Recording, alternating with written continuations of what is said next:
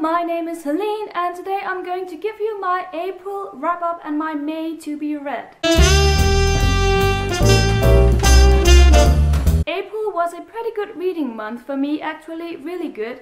I'm not going to share the number of books that I read with you because it's kind of becoming embarrassing. I read a lot, I know that, and I have tried to slow down a bit, but I just can't help it. Let's just say that there are a lot of books. The first 3 books that I have to show you is Harry Potter book number 2, 3 and 4. So that means Harry Potter and the Chamber of Secrets, Harry Potter and the Prisoner of Azkaban, and Harry Potter and the Goblet of Fire. I am really enjoying rereading this series. I keep on discovering new things that I had forgotten. For instance, I had totally forgotten about the wizard,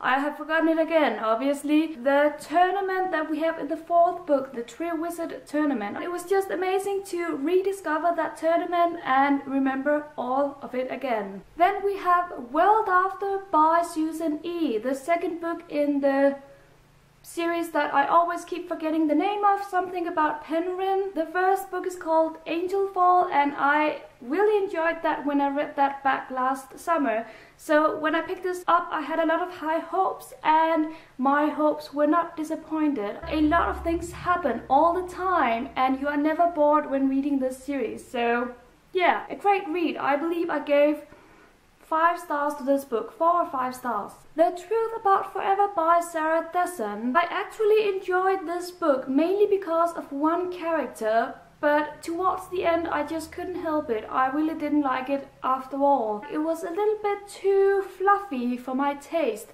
I love for my contemporary books to be fluffy. It's not that. I just don't like it when there are not really anything deep in the books. I don't know really how to explain it. I know a lot of you love Sarah Dessen and I hope you're not going to hate me now, but I actually ended up giving this book 2 stars. I really felt like it lacked something, especially towards the ending. I was gonna give it 3 stars, but it was the ending that just kind of really bugged me. Basically, this is about Macy, whose boyfriend goes to a brain camp during summer. So Macy is left alone during summer. She has a hard time figuring out what to do, how to connect with her boyfriend, because her boyfriend is kind of cold, you could say. And basically that's what this book is about. An enjoyable read. It's just not a deep book, I think. So if you are looking for a deep book, this is perhaps not the book for you. I also finished A Clash of Kings by George R.R. Martin. I didn't read all of this book. I read most of it in March and then I finished it in April. And of course I gave this book 5 stars. I love this fantasy series.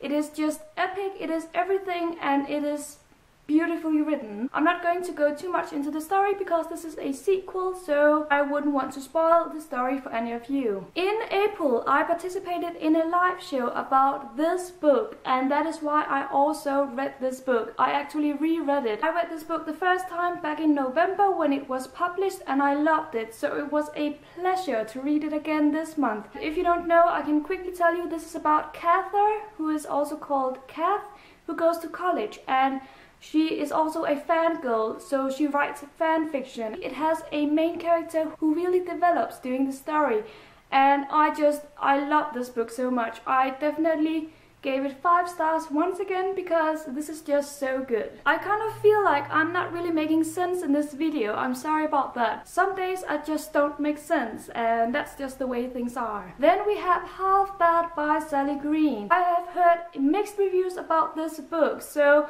I went into it with an open mind. I sometimes like reading books that are not that hype or that people kind of dislike. I will have to say I enjoyed this book, but I didn't love it.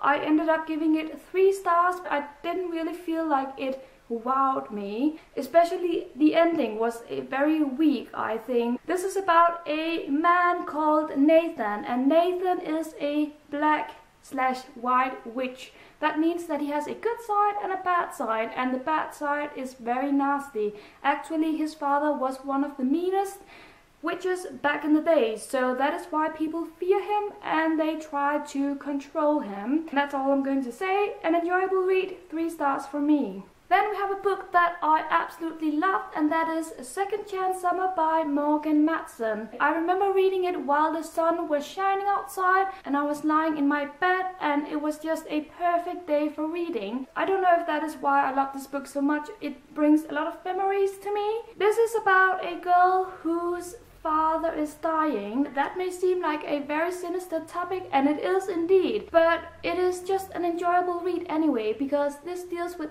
her and her family going to this vacation house to spend the summer. I keep saying the main character. The main character is called Taylor. Taylor gets some second chances. This book made me cry. I remember sobbing a little bit when reading the ending, because even though I knew what was coming, I just really loved the way that it was written. It really touched me deeply. I gave this book 4 stars because it was just so amazing. It was a little bit predictable, but really good anyway. Then we have my favorite book of the month, actually my favorite book of the year, and that is Rebel Belle by Rachel Hawkins. This is about a girl called, I always forget the names. Why do I always forget the names? And it doesn't say so on the back. Okay, Harper Price. Harper Price is this perfect girl who is perfect at everything, and then she wants into a situation which kind of revolves her life a little bit, actually a lot. This is hard to explain. It is action-packed, it is funny, and it is just so much better than the Hex Hall series, I think, which was also written by Rachel Hawkins. I love this book so much better, and I can't wait to read the sequel, which will be out next year, so that is a bummer, but I really love this book, and I definitely recommend it to everyone out there. Anna and the French Kiss by Stephanie Perkins. I have kind of feared this moment because I know a lot of people are going to disagree with me now, but I really did not like this book. This was like one of the worst reads of the year. What is the point of writing a book that has no point in it? This just didn't do anything to me. I started reading this back in October. I read the first 100 pages and then I put it down, and then I decided to pick it up here in April again because I wanted to finish it. I wanted to see what it was that made people so happy about this book. And now that I have finished it, I still don't see it. I don't get it. Is it because it takes place in Paris? Or is it because of the love relationship in the book? I don't know. I just really didn't like this book. There was some things that I liked in it. I like the city, of course. I love Paris.